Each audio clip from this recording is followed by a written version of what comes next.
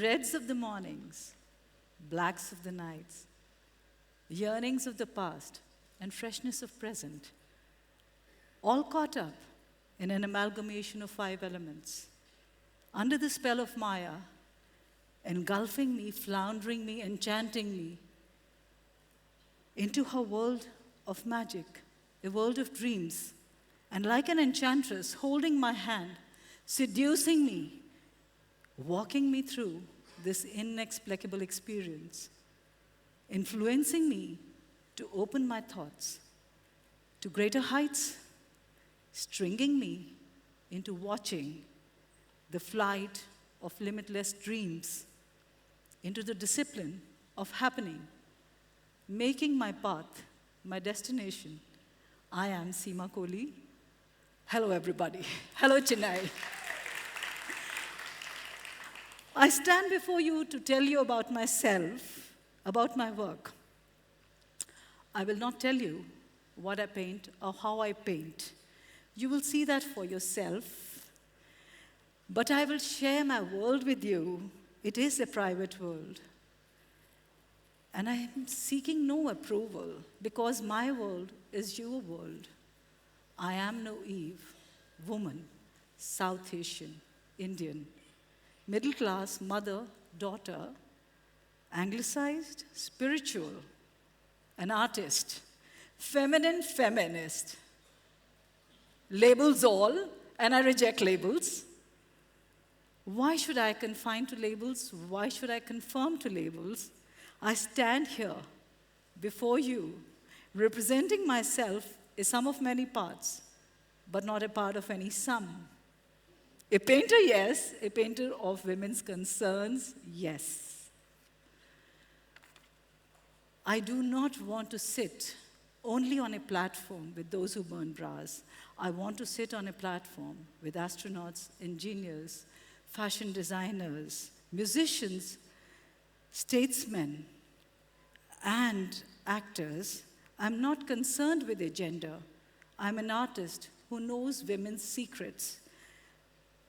My ancestors, they came from greater undivided Punjab, in northern India, a land at the crossroads of civilization, watered by 5 rivers, lush, green, and rich with the loomy essence of history and culture.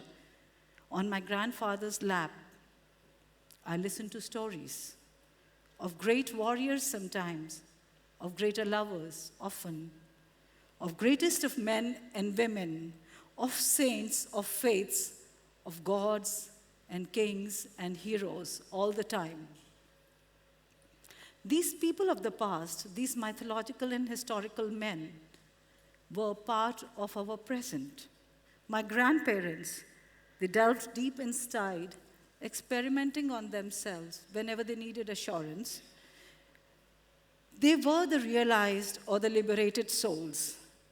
Like one of my grandaunts would even lock up her idols of God in a tin of butter when she felt the need to scold them. Such was the intimacy in which I grew up. I grew up listening to their hymns with a soothing cadence, and I grew up to be spiritual, not religious. I believed in faith. I marveled at nature, kainat. And I studied various philosophies, but what I sought lay outside the realms of the academic world. I began to paint furiously, fast and often. I even did a 3-year diploma course of applied arts, but my painting was largely self-taught.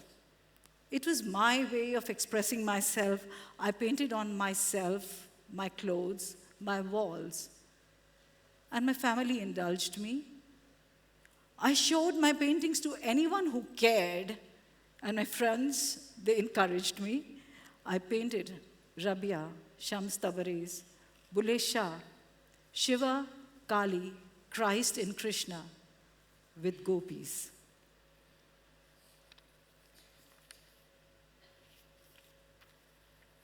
I painted till I was in a trance. I made my own mythology. I began to tell stories, my own stories. These stories that my grandfather filled my childhood with. Faith shaped my life. I sought solace in it. I wanted to be close to my faith, closer than anyone else.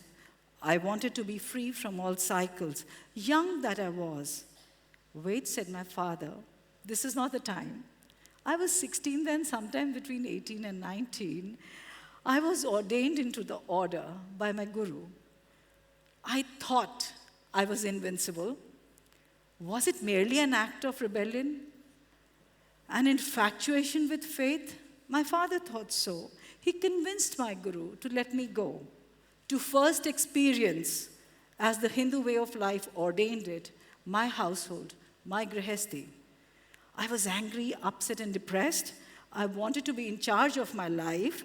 I wanted to escape, to seek refuge in faith among the ordained, become realized, become a sannyasin. Maybe my guru saw something larger ahead.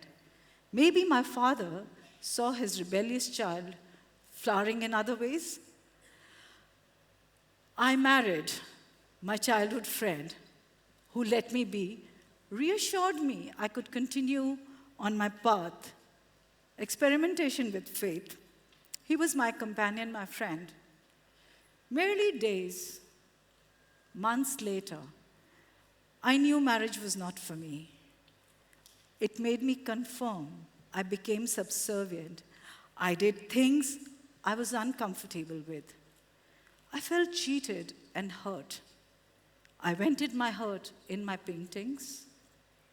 My studio was my dining table with colors like fireflies in the midnight silence.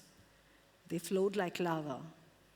Under the sheet of sparkling stars, in the silence of night, I saw myself pondering over thoughts that had the intensity of form, pouring easily as paintings. They were the woven threads of joy, ecstasy, and pain.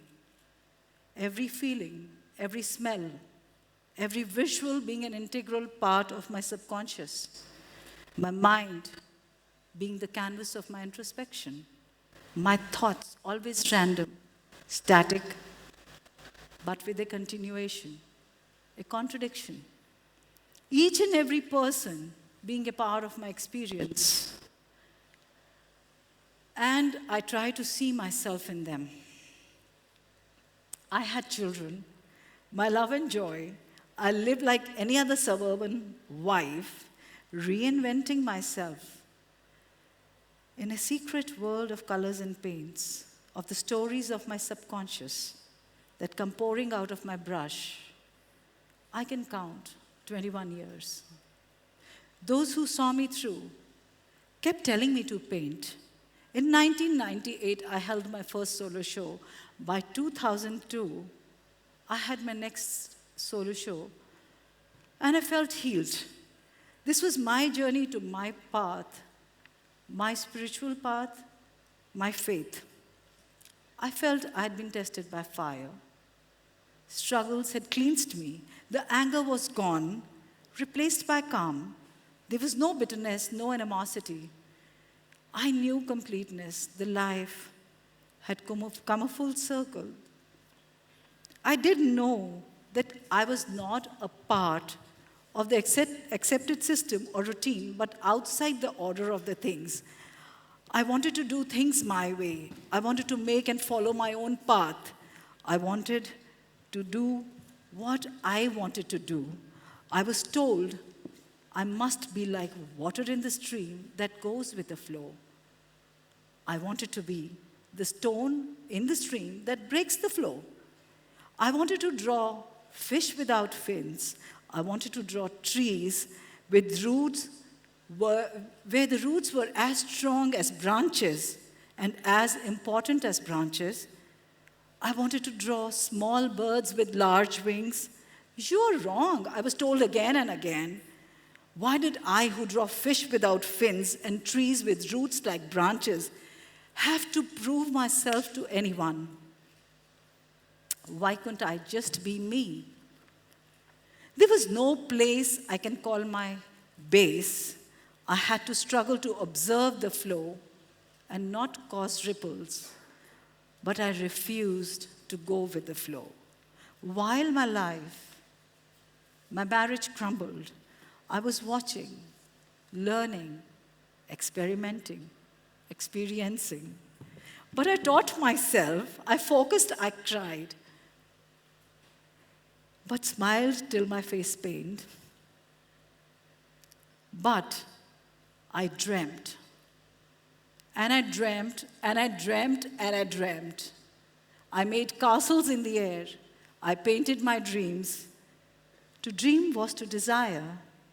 I learned then that had I gone to an art school, I might have arrived faster in the market, so-called, but I would have dreamt less, and I would have desired much lesser. There were times when I almost gave up, but then I would pick up a brush, draw a fish without fins, and my heart would smile again. That is when I knew that the strife, the struggle, the path is the destination. It is the journey that is important. Arriving can wait. Do I paint gods? Yes and no. But I paint nature, universe, life. Gods as mortals, mortals who are heroic. I'm taken in some measure by all faiths, the Hindu, the Sikhs, the Christians, the Buddhists, and the Sufis. I'm at the center of my universe. I look at things from women's perspectives. Why? Because I am a woman, but women are not at the center of my paintings. My universe is complete only when all energies balance, yin and yang, positive and negative, man and woman, the Ardhanareshwar, not some hybrid creature, but man and woman, united as symbols, who complete the cycle, the circle of life, conditioned by roles perhaps, the man, the keeper of the skies, the king of the universe, a symbol of strength, the woman, the domestic goddess, the nurturer, the queen of the world, the symbol of all that is good and gentle. But the woman, terrible in her wrath, destroyer of world, just like Shiva, the Tandav dancer, a tender lover.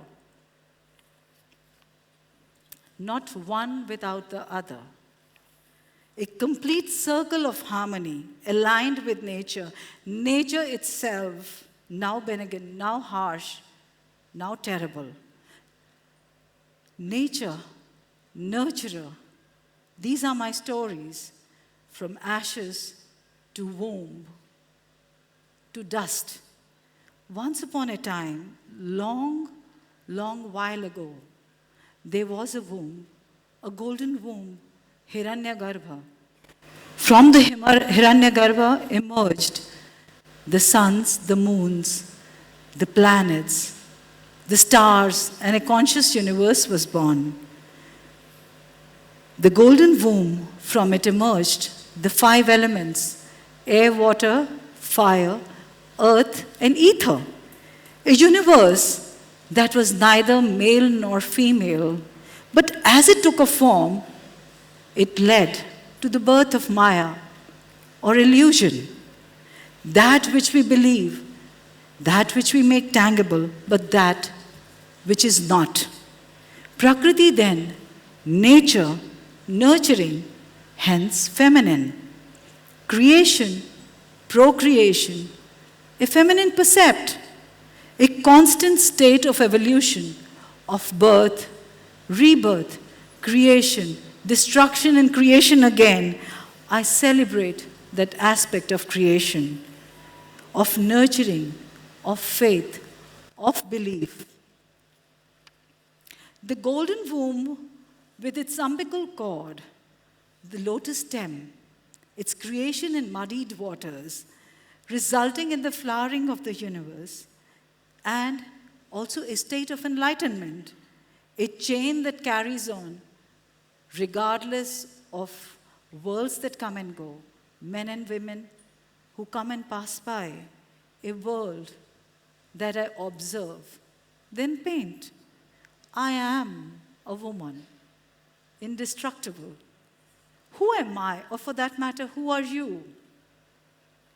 Women have shared a collective history of myth-making from time immemorial in the stitch of their garments and the weave of their textiles can be found an inspiration and experience and charted courses of women histories so different from male narratives.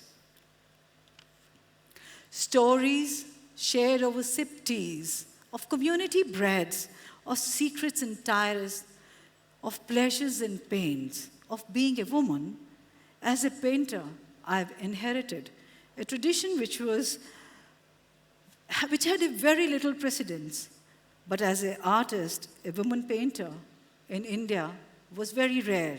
And then in 70s, women painters who broke the mold, who broke free to express themselves. I guess I was among the lucky few who joined in when the big swell began. Not alone, not isolated, but still a woman painter. I had to prove myself that I was a painter first and foremost. How I laughed at them when I put myself in the center of my own paintings, right there, unmissable, a woman holding a universe. But a woman can never cheat. I put the woman in the center of the universe. I put the man in the center of the universe. It was this completion of the cosmos that had fascinated me. Why should one be without the other? The folk, the tribal, nature and environment, and even perhaps the tantric. For is not procreation the seed for all cosmic energy? Was I being self-indulgent? No.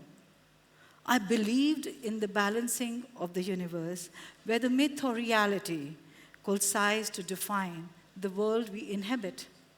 My woman is not a creature of voluptuousness. A fantasy for male gaze, she's composite, complete, a whole. She's also a sum, a part, incomplete, great, but not greater than the universe. She's a creature of myths, metaphors, and autobiographies. Part me, part other woman, part real, part mythical, part mortal, part immortal, part temporal, part celestial. My tree of life, it contained masculine and feminine, two flip sides of the same coin, not one without the other. Molten lava and cooling waters, hard earth and sheltering skies, seasons of change and bountiful nature, rising from the deepest of the earth, cursing with the sap of life, flowering to the touch of tenderness, from ancient times, ancient lands, and ancient tales. Through time, captive in its branches, a universe in itself, a world. As is nature, so are men and women. I eye this world. I pay it a homage. I paint its story. I am the tree. I hold the universe in the spread of my arms. I manifest in paint, color, paper, canvas, paintings, stone, metal, shape, glass, form, sculptures, ideas, essence, questions, materiality, conceptual arts, dance, image, expression, thoughts, film. I'm all these. I'm these. I'm a woman. You're a man. I'm fiction. I hope you are a fact. Thank you. Thank you, Chennai. Thank you. So let's go.